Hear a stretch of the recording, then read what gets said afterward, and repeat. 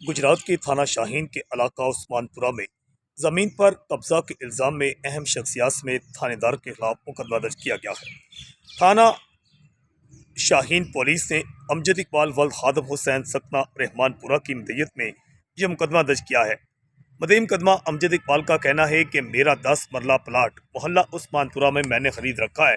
सुबह 9 बजे इमरान सकना खालिद आबाद ने मुझे इतला दी कि आपके प्लाट पर मोहम्मद असलम उर्फ अच्छू पड्डा सकना नूरपुर पड्डे, अंसर सकना उस्मानपुरा, अब्दुल्ला वड़ाए सकना जमना, मोहम्मद अख्तर चीमा सकना नूरपुर पड्डे, जावेद सकना नूरपुर पड्डे, अब्दुल्ला वड़ाए सकना जमना, शौकत भट्ट सकना नूरपुर पड्डे, सरवर भट्ट सकना शादीवाल, गुलाम हुसैन सकना उस्मानपुरा, फ़याज़ सकना रहमानपुरा और 6 नामलूम मुसल्ला अफराद कब्ज़ा कर रहे हैं। FIR के मुताबिक उसका कहने के मैंने वहां पर जाकर इल्तजा की कि मेरे प्लाट पर कब्जा ना करें। मुझ पर असला तान लिया गया और मुझे जान से मारने की धमकियां दी गई।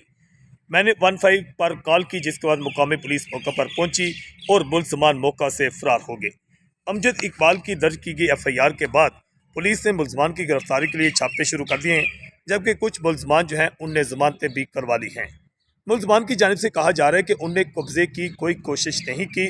इस सिलसिला में उनके खिलाफ जो है ये झूठा मुकदमा दर्ज करवाया गया है। ताहम पुलिस ने तमाम पहलुओं पर तफ्तीश का आगाज़ कर दिया है। IDN से मैं हूँ आकाश न्याज।